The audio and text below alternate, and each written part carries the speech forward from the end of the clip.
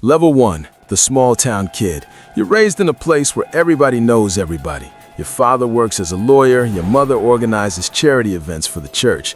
You're comfortable, but far from wealthy. You study the people with real sway. The mayor who plays golf with the factory owner, the judge who always seems to side with the bank.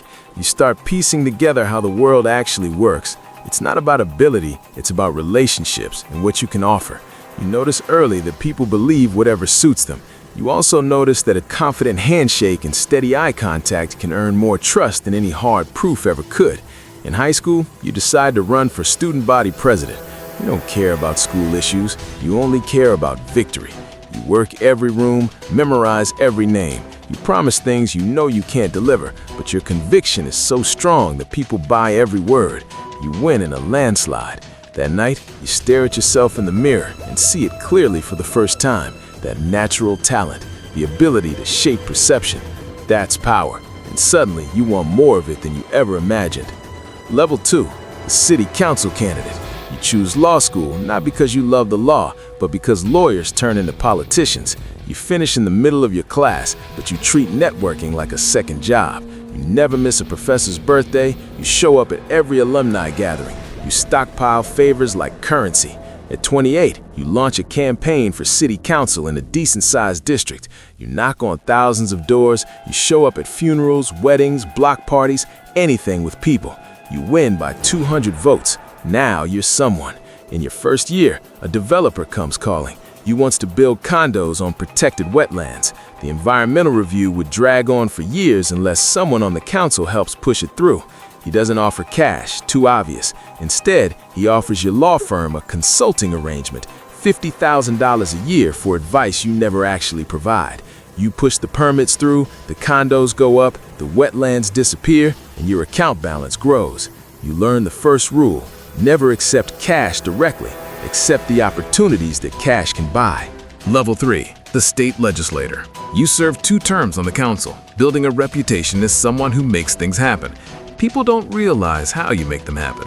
At 34, you run for the state legislature. The campaign price tag is $500,000. You don't have that kind of money, but you know people who do. A construction union wants favorable labor laws. A pharmaceutical company wants looser regulations. An energy firm wants drilling permits.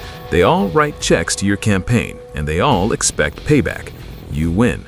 You move to the state capitol, where you share an office with 3 other newcomers. You're a nobody again, but you learn fast.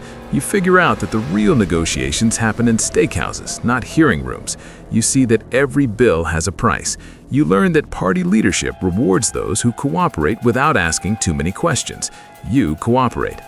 A senior legislator is running a quiet scheme. Federal grants meant for rural hospitals are being diverted to his own construction company. He needs your vote to keep it from blowing up. You give it to him. In return, he puts you on the Appropriations Committee. Now you decide where money flows. Now you have real influence. Level 4, the party insider. 6 years in the legislature, you've woven yourself into the fabric. Lobbyists take you to dinner most nights of the week. A grateful contractor covers the cost of a vacation home. Your wife wears jewelry given to her by the spouse of a casino owner. None of it exists on paper. None of it can be traced. You've internalized the second rule. Build layers between you and the money. The party leadership starts paying attention. You raise more campaign cash than anyone in your district. You deliver votes when leadership is in a bind. They invite you into the inner circle. You attend retreats at private estates where you meet the real players, billionaires who never appear on a ballot but decide who does. They study you and see promise. They see someone driven, someone they can work with. They start grooming you for bigger things, connecting you with media consultants, pollsters, image experts. They're not developing a politician, they're packaging a product. That product is you. Level 5, the Congressman. At 42, you run for Congress. The party clears the field. No serious primary challenger.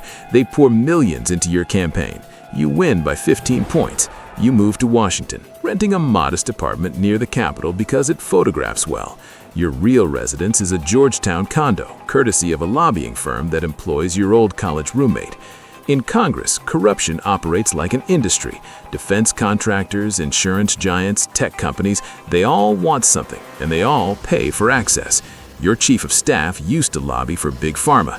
Your legislative director will eventually go work for an oil company. The revolving door never stops spinning. You introduce a bill that shields a tech company from antitrust scrutiny. 6 months later, your wife lands a consulting contract with that same company, $200,000 a year. You sponsor another bill that loosens banking regulations. A year later, you're offered a seat on a regional bank's board, $100,000 for a handful of meetings. You've mastered the third rule.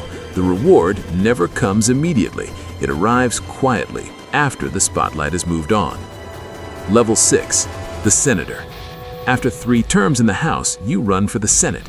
This is the major league. The campaign costs $30 million. The money pours in from everywhere. Super PACs funded by anonymous donors, bundlers who gather checks from wealthy friends, foreign cash laundered through American subsidiaries, dark money funneled through layers of nonprofits designed to hide its origin. You don't ask where it comes from. You genuinely don't want to know. You just smile and keep shaking hands. You run attack ads accusing your opponent of corruption. The irony doesn't register. You win. Now you're one of 100. Now you hold genuine authority. You're assigned to the Armed Services Committee.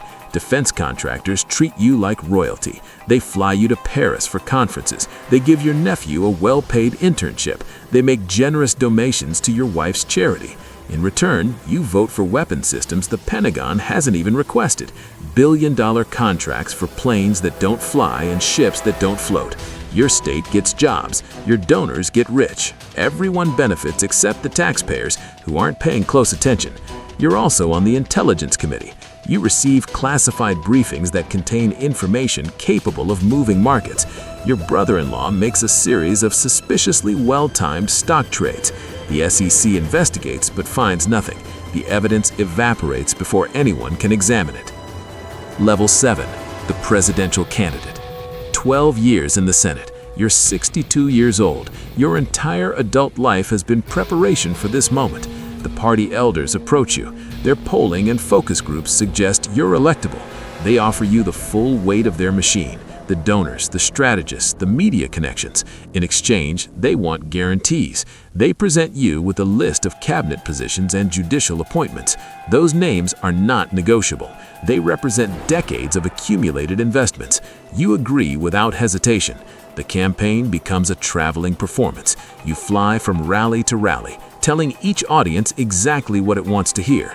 In the morning, you promise coal miners you'll protect their jobs. In the afternoon, you promise environmentalists you'll prioritize climate action. None of it reflects any real plan. The actual agenda was settled years earlier in boardrooms you've never entered. You debate your opponent on national television, lying with complete composure. Fact-checkers count dozens of false statements. Your poll numbers don't move. People don't vote for accuracy, they vote for the most comfortable story. Election night is tight. Lawyers are on standby in 6 states, prepared to contest any outcome. But you don't need them. You win by 70,000 votes spread across 3 states. You've reached the top. You're president-elect. Inauguration Day. You place your hand on a Bible you've never opened and swear an oath you've already violated countless times. The crowd erupts. Millions watch on their screens. They see a leader. They see hope. They see change. They see whatever they came looking for.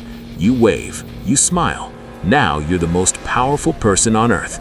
You hold the nuclear codes. You command armies. You can reshape the country with a single signature. But you understand the reality. You're a puppet who fought his way to the front of the stage. The strings are still there, just harder to spot. The donors expect their tax cuts. The defense contractors expect their conflicts. The party expects its judges.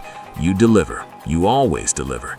You sign executive orders drafted by lobbyists. You appoint regulators who dismantle the agencies they're meant to oversee. You pardon the allies who kept their mouths shut.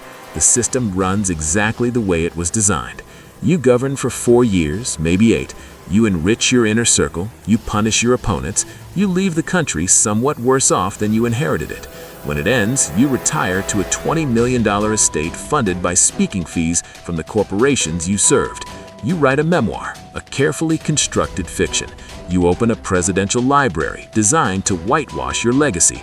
You sit on boards. You give speeches. You're treated as a respected elder statesman. No one will ever hold you accountable. The system protects its own. Somewhere, a young man is running for student body president. He's shaking hands. He's making promises he has no intention of keeping. He's looking in the mirror and noticing that same dangerous gift, the ability to make people believe. He doesn't yet know where it will take him, but you do. You were him once, and one day, he'll become you. The cycle never ends. It never even slows down.